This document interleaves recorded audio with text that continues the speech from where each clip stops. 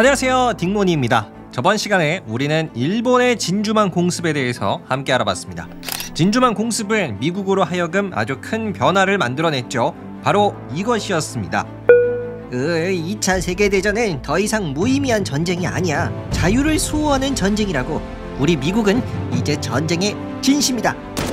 네, 진주만 공습을 계기로 미국은 2차 세계대전에 진심을 다하게 됐어요. 가뜩이나 미국이 무서운데 전쟁에 올인하는 미국은 정말 장난이 아니겠죠? 그래서 지금부터 들으실 이야기는 미국의 복수전, 미드웨이 해전입니다. 미드웨이 해전은 일본과 미국이 미드웨이라는 섬 근처의 바다에서 치른 대규모 전투인데요. 놀라지 마세요. 일본은 당시 미국보다 훨씬 더 많은 병력과 군함을 갖고 있었습니다. 과연 미국은 이 불리한 상황 속에서도 일본에게 승리할 수 있을까요? 오늘의 이야기 미드웨이 해전 바로 시작합니다.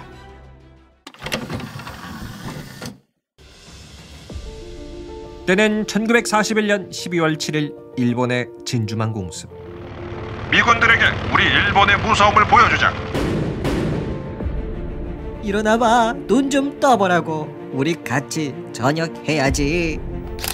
이거 큰일 났어. 우리 미국의 태평양 함대가 완전 박살났다고. 이러다 일본한테 지는 거 아니야? 진주만 공습을 성공한 일본. 이들의 기세는 더 높아만 가는데 우리의 다음 목표는 필리핀과 홍콩 그리고 싱가포르다. 일본은 미국령이었던 필리핀, 그리고 영국의 식민지였던 홍콩과 싱가포르까지 차례로 점령해 나갔다. 그리고 약 2달 뒤 일본의 제독이 말한다. 전투기를 보내라. 미국의 항공모함을 파괴시켜. 예, 대장님. 때는 1942년 5월 8일 진행된 일본과 미국의 산호해 전투. 진주만 이후 치러진 미국과 일본의 전투에서도 다시 한번 승리를 가져가는 일본이었다. 하지만 당시 일본의 야마모토 제독은 이렇게 생각하는데, 아니, 미국의 회복 속도가 이렇게나 빠르다고? 분명히 진주만 공습으로 미국의 함대는 박살났을 텐데 왜 이렇게 미국의 배가 점점 많아지는 거야? 안 되겠어. 더 늦기 전에 미국의 배를 모조리 파괴시켜야겠어. 우리의 다음 목표는 미드웨이 섬이다. 미국의 엄청난 회복 속도를 경계한 일본. 그는 빠른 시간 안에 미군을 완전히 무너뜨려야 한다고 생각했고, 그 다음 목표로 미국의 미드웨이 섬을 노렸다. 우리 일본의 다음 목표는 미드웨이 섬이다. 우선 미드웨이 섬을 폭격, 미국의 배를 우리 함대 근처로 유인한다. 그들을 유인한 후에 모조리 괴멸시킨다. 예, 제독님. 그런데 일본군의 작전 계획을 알아냈습니다. 우리의 미드웨이 섬을 공격한다고 합니다. 좋아, 병력을 최대한 끌어모아. 우리도 미드웨이로 간다. 당시 미군의 뛰어난 암호 해독 능력, 그 결과 미군은 일본군의 계획을 대부분 파악하는데, 그리하여 때는 1942년 6월 7일 미드웨이 섬. 일본과 미국은 외나무 다리에서 만났다. 미드웨이 섬 근처 바다, 일본군의 대형 함대가 모습을 드러냈다. 당시 일본의 함대는 역사상 가장 거대한 군단이었다. 항공모함 8척, 순양함 22척, 구축함 65척, 잠수함 21척까지. 이에 반해 미군의 규모는 상대적으로 초라했다. 항공모함 3척, 순양함 8척, 구축함 17척 등이었다. 그런데 이때 미국의 입장에서는 천만다행이었을 일본의 작은 실수가 있었다. 바로 자신들의 엄청난 수의 병력만 믿고 적의 위치를 알 수 있는 레이더를 장착하지 않았다는 것이다. 심지어 나치 독일이 선물한 최신형 레이더까지도 장착하지 않았다고 한다. 즉, 미국이 어디서 공격해 올지 직접 눈으로 보지 않고서는 모른다는 뜻이었는데, 이후 미국과 일본의 미드웨이 해전은 일본의 선제 공격으로 시작됐다. 일본의 항공기를 출격시켜라. 미드웨이 섬을 폭격해. 저기 미드웨이 섬이 보인다. 폭격! 이후 폭격을 마친 일본군 항공기들, 다시 일본의 항공모함으로 돌아왔다.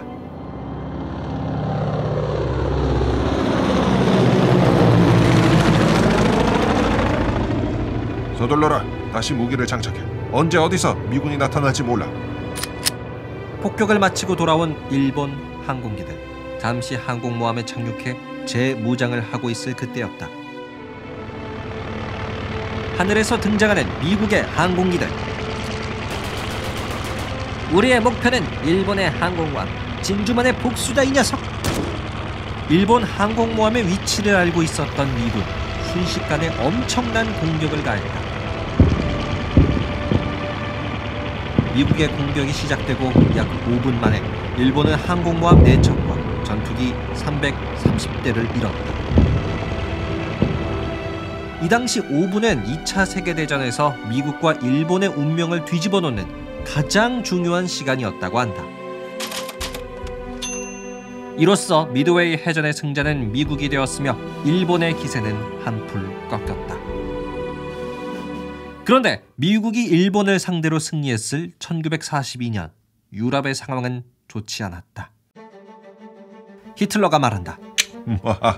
영국의 패배가 멀지 않았다. 계속 영국의 배를 박살내라. 그랬다. 1942년은 영국이 독일에게 진짜 패배할 수 있던 순간으로 기억된다.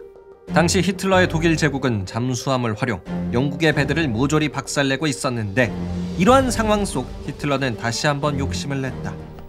바로 소련을 향한 대대적인 공격. 히틀러가 말한다. 아니, 우리가 소련을 공격한 지도 이제 1년이 넘었어. 왜 아직도 소련을 패배시키지 못했나?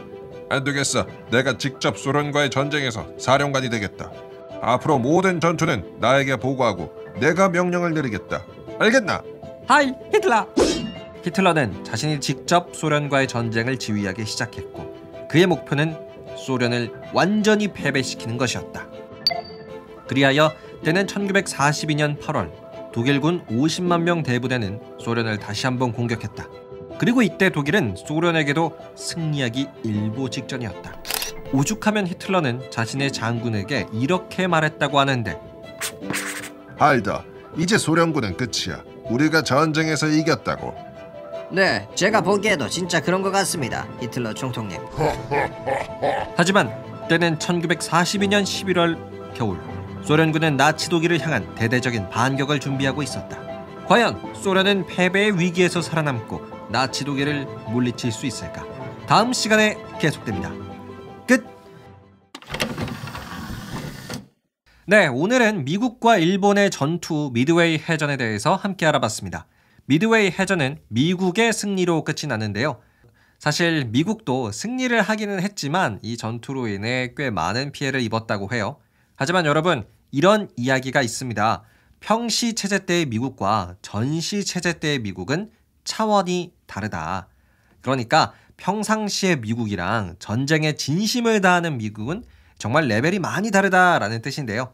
1941년 12월 7일에 미국은 일본으로부터 진주만 공격을 받고 각종 전쟁에 필요한 법률들을 만들어 나갔습니다. 그러니까 조금씩 전쟁에 많은 거를 투자하기 시작을 한 거죠. 경제안정법 같은 법률 등을 포함을 해서요. 전시동원실, 전시수송위원회 같은 조직들도 차례로 만들어졌어요. 그러면서 미국의 폭발적인 그 생산 물량이 터지는데요. 대표적으로 2차 세계대전에서 가장 중요한 무기라고 할 수 있는 항공모함 있죠. 이 전투기를 싣고 다니는 엄청나게 큰 배인데요. 2차 세계대전 때 일본은 이 항공모함을 한 18척 정도를 만들었고요. 영국도 한 24척밖에 만들지 못했습니다. 하지만 미국은요, 이 항공모함을 무려 101척을 만들었다고 해요. 일본보다는 약 6배, 영국보다는 5배가 많은 양을 만들어냈습니다. 네, 엄청난 생산량을 갖고 있었던 미국이었죠. 자, 그런데요 여러분, 이렇게 미국이 일본을 이기고 있을 때 유럽의 상황은 좀 많이 안 좋았어요. 거의 독일 혼자서 영국이랑 소련을 둘 다 이길 수도 있는 상황이었습니다. 과연 이후의 2차 세계대전은 어떻게 진행이 될까요? 영국과 소련이 반격에 성공할 수 있을까요? 오늘의 이야기는 여기서 마치겠습니다. 오늘도 끝까지 함께 해주셔서 감사드리고요. 저는 더 재미난 역사 이야기로 돌아올게요. 재미있으셨다면 구독과 하트 꼭 눌러주세요. 감사합니다. 안녕히 계세요.